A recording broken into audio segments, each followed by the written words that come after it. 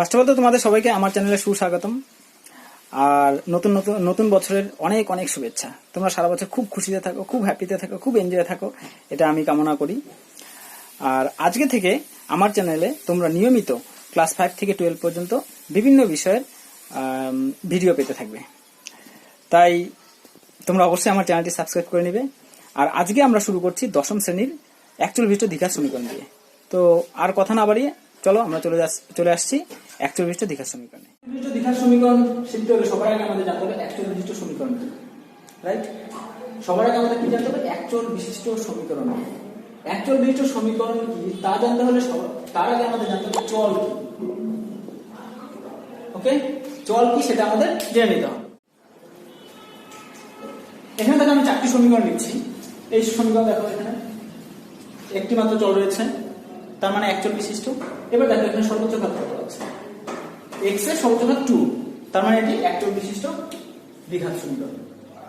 দ্বিতীয় সমীকরণটা দেখো, এখানে একটি মাত্র চল রয়েছে, অর্থাৎ অ্যাকচুয়াল বিশিষ্ট সমীকরণ, কিন্তু চলের সর্বোচ্চ ঘাত দেওয়া আছে 8। চলের সর্বোচ্চ ঘাত কত? 8, তাহলে এটি অ্যাকচুয়াল বিশিষ্ট দ্বিঘাত সমীকরণ নয়।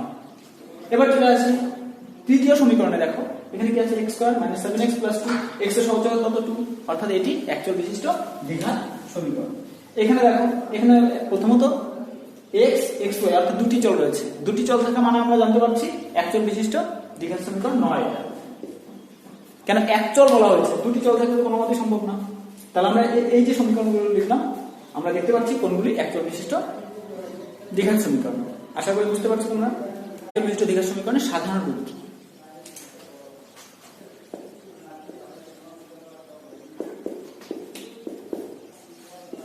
অ্যাকচুয়াল বিশিষ্ট দ্বিঘাত সমীকরণের সাধারণ রূপ হবে a x² plus bx plus c is equal to g। Actual বিশিষ্ট দ্বিঘাত সমীকরণের সাধারণ রূপ হচ্ছে ax² plus bx plus c is equal to g। মনে রাখতে হবে। দেখো এই সাধারণ রূপ থেকে আমরা অ্যাকচুয়াল বিশিষ্টের সংজ্ঞাটাকে এইভাবে বলতে পারি। দেখো সংজ্ঞাকে তাহলে আমরা কি বলবো? দেখো যে সমীকরণকে ax² plus bx plus c is equal to 0 আকারে প্রকাশ করা যায়, যেখানে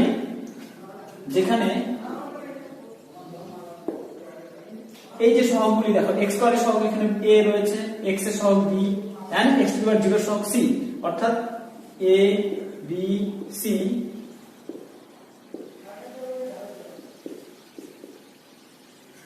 বাস্তব সংখ্যা। আবার বলছি, যে সমীকরণকে ax² plus bx plus c is equal to 0 আকারে প্রকাশ করা যায়, যেখানে a b c বাস্তব সংখ্যা এবং a not is equal to 0, তাকে অ্যাকচুয়াল বিশিষ্ট দ্বিঘাত সমীকরণ বলে। ক্লিয়ার?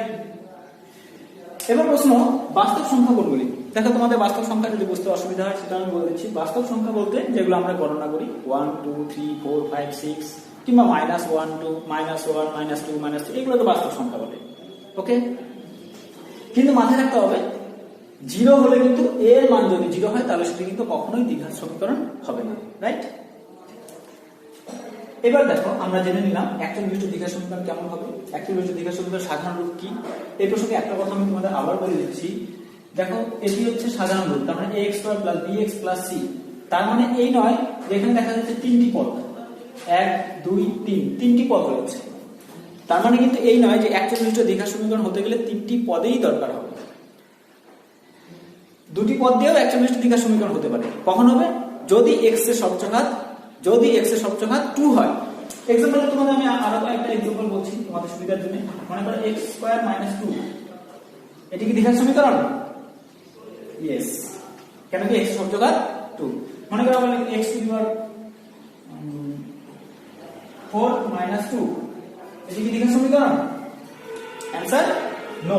কেন কি x এর সর্বোচ্চ ঘাত 4।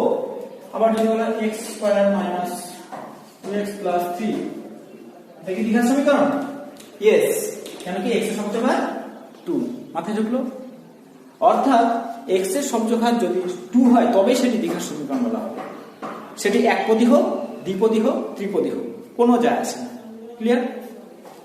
এবার আমরা জেনে নেব 41 দ্বিঘাত সমীকরণ থেকে সাধারণত কি কি ধরনের প্রশ্ন আসতে পারে? হচ্ছে 1 মার্কসে আসতে পারে, 2 মার্কসে আসতে পারে এন্ড 3 মার্কসে। আরেকটি হচ্ছে সমীকরণ গঠন করে, যেটা 4 মার্কস পর্যন্ত থাকতে পারে।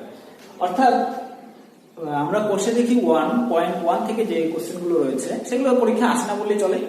এখান থেকে শুধুমাত্র কি, যেমন এক্স স্কয়ারের সহগ, এক্স এর সহগ, এই সহগ আসতে পারে। তো সহগ জিনিসটা আমাদের বুঝে নিতে হবে। দেখো প্রত্যেকটা চলের সঙ্গে এখানে এক্স স্কয়ার, এখানে এক্স, এই যে চলগুলোর সঙ্গে যে সংখ্যাটি গুণ হয়ে থাকে তাকে সহগ বলে। বুঝাতে পারলাম বিষয়টা? চলের সঙ্গে যে সংখ্যাটি গুণ হয়ে থাকে তাকে সহগ বলে। যেমন এখানে দেখো এক্স স্কয়ার, এই সমীকরণ থেকে আমরা করতে পারছি এক্স স্কয়ার এর সহগ কত আছে, এক্স এর সহগ কত আছে, b. Clear? And x to the power 0, x to the power 0 এর সহগ। এক্স টু দি পাওয়ার 0 বলতে যার মধ্যে এক্স নেই। কেন এক্স টু দি পাওয়ার 0 মানে হচ্ছে, তোমরা ক্লাস 9 এ শিখছিলে এক্স টু দি পাওয়ার 0 মানে 1, অর্থাৎ 1 বলতে এটা c ইনটু 1। ওকে, অর্থাৎ আমরা সংক্ষেপে এভাবেও মনে রাখতে পারি, যেটির মধ্যে এক্স নেই তাকে এক্স টু দি পাওয়ার 0 বলে। তাহলে এখানে দেখতে পাচ্ছি এক্স টু দি পাওয়ার 0 সহগ কত, c। আমি বিষয়টাকে আরেকটু এক্সাম্পল দিয়ে ব্যাখ্যা করছি। মনে করো আমি 2x square plus 7x plus 6, এই সমীকরণে x স্কয়ার এর সহগ এন্ড x এর সহগ এন্ড x টু দি 0 এর সহগ। কি হবে দেখতে পাচ্ছ তোমরা, x স্কয়ার এর সহগ কি হচ্ছে, x স্কয়ার এর সহগ কি হচ্ছে এখানে 2, আর x এর সহগ কত হচ্ছে 7, and x টু দি 0 এর সহগ কত হচ্ছে 6। ঠিক বুঝা গেল? এবার দেখো আমি যদি সাইনটিকে একটু চেঞ্জ করে দিই, আমি এবার মাইনাস করে দিই, তাহলে কি হবে, x স্কয়ার এর সহগ 2, হ্যাঁ সেম থাকছে, কিন্তু x এর সহগ কি সেম থাকছে না, এবার কিন্তু মাইনাস হচ্ছে -7। দেখো আগে প্লাস ছিল, প্লাস হলে প্লাস লেখার কোনো প্রয়োজন নেই, তোমরা এটা জানো, কিন্তু মাইনাস হলে অবশ্যই কিন্তু মাইনাস লিখতে হবে। এবার তাহলে দেখো x টু দি 0 এর সহগ কত হবে, সাইন কি হচ্ছে মাইনাস, তাহলে -6 হবে। ক্লিয়ার? এই ধরনের প্রশ্ন পরীক্ষায় আসতে পারে। এবার আমরা চলে আসি কোর্সে দেখি 1.1 নাম্বার 4। এই কোশ্চেন, এখানে একই কোশ্চেনে বলা হয়েছে নিচের বহুপদী সংখ্যামালার মধ্যে কোনটি অথবা কোনগুলি দ্বিঘাত বহুপদী সংখ্যামালা বুঝে নিয়ে লিখো। তো আমি তোমাদের আগে থেকে লিখে নিলাম। দেখো 1 নং সমীকরণ কি দেওয়া আছে, তোমরা বইয়ের সঙ্গে পেজের সঙ্গে মিলিয়ে নেবে। 1 নং সমীকরণ, 2 নং সমীকরণ, 3 নং সমীকরণ, 4 নং সমীকরণ, 4টি সমীকরণ দেওয়া আছে। এদের মধ্যে তোমাদের বলতে হবে কোনটি একচল্লিশ দ্বিঘাত সমীকরণ আর কোনটি 41 দ্বিঘাত নয়। তোমরা অলরেডি শিখে নিয়েছো। দেখো তোমরা নিজে থেকে একবার ভাবো, x স্কয়ার - 7x + 2 এটি কি 41 দ্বিঘাত সমীকরণ? Answer yes. কেন কি x এর সমীকরণ 2, রাইট? এবার 2 নম্বর দেখো, এটি কি 41 দ্বিঘাত সমীকরণ? দেখো 2 নম্বর, এটি কি 41 দ্বিঘাত সমীকরণ? Answer no. কেন কি x এর সমীকরণ 5। ক্লিয়ার? এবার 3 নম্বর প্রশ্ন আমরা বুঝতে পারছি না, সেজন্য আমরা 41 দ্বিঘাত সমীকরণের সাধারণ রূপের আকারে প্রকাশ করি। তার মানে কি করতে হবে, এই দিয়ে গুণ করে দিই। 2x দিয়ে x + 5 এর সঙ্গে গুণ হয়ে রয়েছে। দেখো x + 5 এর সঙ্গে 2x গুণ হয়ে রয়েছে, গুণ করে দিচ্ছি। 2x * x কত হচ্ছে 2x স্কয়ার প্লাস 2x * 5 কত হচ্ছে 10x প্লাস 1। দেখো 41 দ্বিঘাত সমীকরণ সাধারণ রূপের আকারে প্রকাশ হয়ে গেল। এবার x এর সমীকরণ কত হচ্ছে 2, তার মানে এটি 41 দ্বিঘাত সমীকরণ। ইয়েস। 4 নম্বর কোশ্চেন বলা হয়েছে 2x - 1 এটি কি 41 দ্বিঘাত সমীকরণ? অ্যানসার তোমরা নিজেই বুঝতে পারছো, নো, বিকজ x এর সমীকরণ এখানে 2 নেই, রাইট? এবার চলে আসি কোশ্চেন নাম্বার 2। দেখো 2 এর কোশ্চেনগুলোতে বলা হয়েছে নিচের সমীকরণগুলির কোনটি ax square plus bx plus c equal to 0, যেখানে a b c বাস্তব সংখ্যা এবং a নট ইকুয়াল টু 0 আকারে লেখা যায়। আমি এটাকে এত বড় করে বলার কোনো প্রয়োজন নেই, আমি সংক্ষেপে বলতে পারি নিচের সমীকরণগুলি কোনটি দ্বিঘাত সমীকরণ আকারে লেখা যায়। অর্থাৎ নিচের সমীকরণগুলির কোনটিকে দ্বিঘাত সমীকরণ আকারে লেখা যায়। দ্বিঘাত সমীকরণ সাধারণত তোমরা জানো ax square plus bx plus c equal to 0 এই আকারে লেখা যায়, সেটা আমাদের দেখতে হবে। তো আমরা দেখে নিই 2 এর 1 নম্বর।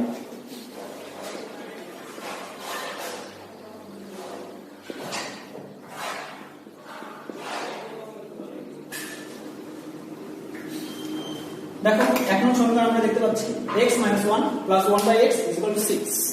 দেখো এই ধরনের ক্ষেত্রে আমাদের 41 দ্বিঘাত সমীকরণ আকারে প্রকাশ করতে হবে। সেজন্য আমরা কি করব, সাধারণ সমাধানের নিয়ম অনুসারে করি।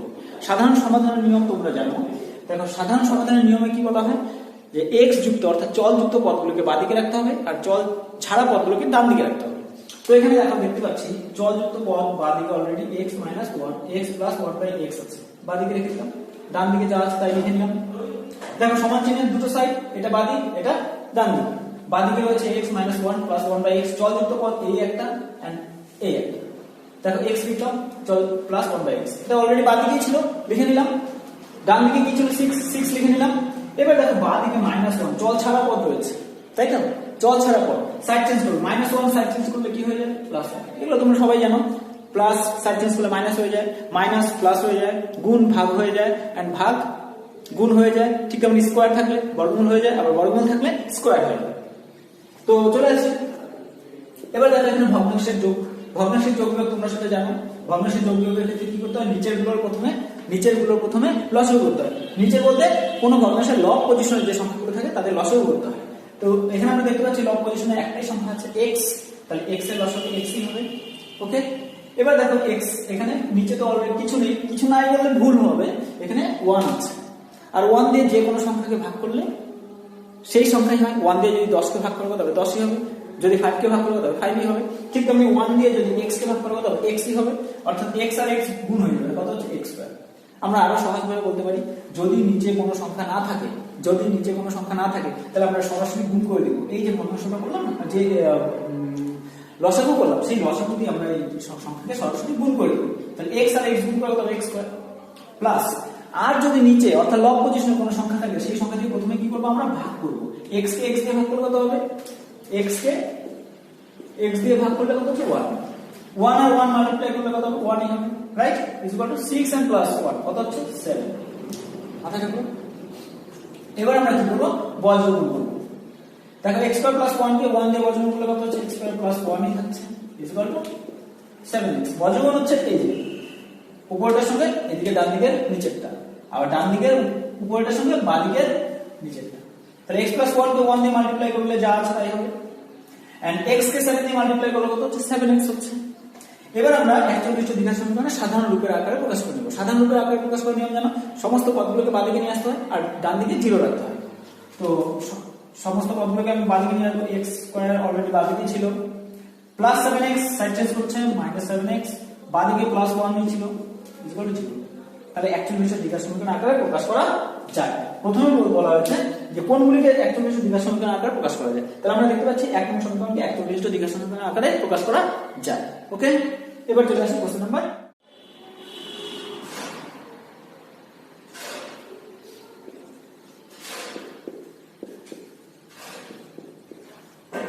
দেখো এবার আমরা দেখব 2 নম্বর। 2 নম্বরে কি বলা আছে, x + 3/x = x স্কয়ার। একে 41 দ্বিঘাত সমীকরণ আকারে প্রকাশ করা যায় কিনা দেখে নিই। দেখা যাচ্ছে এখানে ভগ্নাংশের যোগ অলরেডি তোমাদের একটু আগে আমি দেখালাম, আগের প্রথম অঙ্কতেই দেখালাম, তাই তো? তাহলে কি হয়ে যাচ্ছে এখানে x স্কয়ার প্লাস x দিয়ে x ভাগ করলে 1 and 3 equal to x square. এবার নিশ্চয়ই বুঝতে পারছো বজ্রগুণ, কিছু না থাকে 1 ধরতে হয়। তাহলে কি হয়ে যাচ্ছে x and x স্কয়ার গুণ করলে কত হচ্ছে x cube equal to x square plus 3। Side change করব, x cube minus x square minus 3 equal to 0। দেখো plus x square side change করছে মাইনাস x স্কয়ার হয়ে গেল, প্লাস 3 সাইড চেঞ্জ করছে মাইনাস 3 ইকুয়াল টু 0। এবার আমরা দেখতে পাচ্ছি দেখো x এর সমযোজক এখানে কত বেরিয়ে আসছে 3, x এর সমযোজক 3, তার মানে 41 দ্বিঘাত সমীকরণ নয় এটি। তাহলে আমরা দেখতে পারি এটিকে 41 দ্বিঘাত সমীকরণ আকারে প্রকাশ করা যায় না।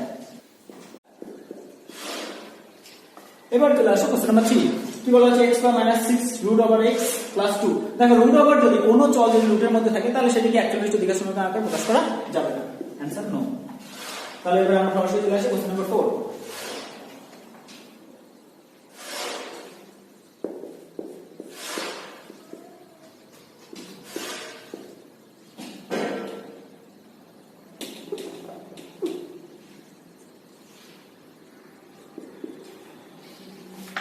দেখো কোশ্চেন নাম্বার 4 এ বলা আছে, x - 2 whole square x² - 4x + 4। এই সমীকরণটিকে 41 দ্বিঘাত সমীকরণ আকারে প্রকাশ করা যাবে না। তার জন্য মানে x minus two whole square প্রথমে দেওয়া আছে x minus two whole square, অর্থাৎ x কে যদি আমরা a ধরি, x কে যদি আমরা a ধরি and t কে যদি আমরা b ধরি, তাহলে কি দাঁড়াচ্ছে a minus b whole square, right? a minus b whole square formula তোমরা জানো, a minus b whole square এর ফর্মুলা কি a square minus 2ab plus b square. Okay, তো এখানে আমরা ফর্মুলা ইউজ করলাম, কি লিখব a square minus 2ab plus b square equal to এদিকে যা আছে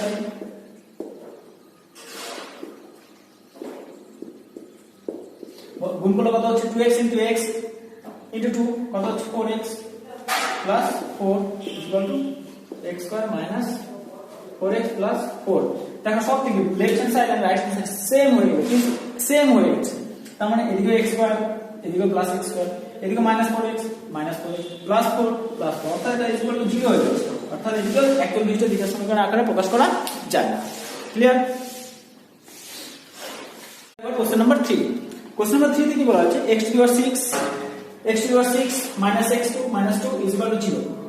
এই সমীকরণটি চলের কোন ঘাতের সাপেক্ষে দ্বিঘাত সমীকরণ? দেখো প্রথমত আমরা দেখে নিই এটিতে দ্বিঘাত সমীকরণ না, কেন কি এখানে x এর সহগঘাত 6। কোন ঘাতের সাপেক্ষে এটি দ্বিঘাত সমীকরণ হবে আমাদের সেটা বলতে হবে। তো এখানে দেখো কোন ঘাতের সাপেক্ষে যদি আমরা x³ a ধরে নিই, x³ যদি a ধরে নিই, যদি x³ a হয় তাহলে কি দাঁড়াচ্ছে দেখো সমীকরণ a স্কয়ার, তাই তো, মাইনাস a প্লাস মাইনাস 2 0। বা মানে ব্যাপারটা হচ্ছে এরকম a³ a বলতে কাকে ধরা হচ্ছে x³ সুতরাং তাহলে দেখো x³ whole square minus x³ minus 2 0। তাহলে আমরা বুঝতে পারছি কার সাপেক্ষে কি x³ এর সাপেক্ষে এটি দ্বিঘাত সমীকরণ হবে। ক্লিয়ার? আশা করি বুঝতে পারছো তোমরা।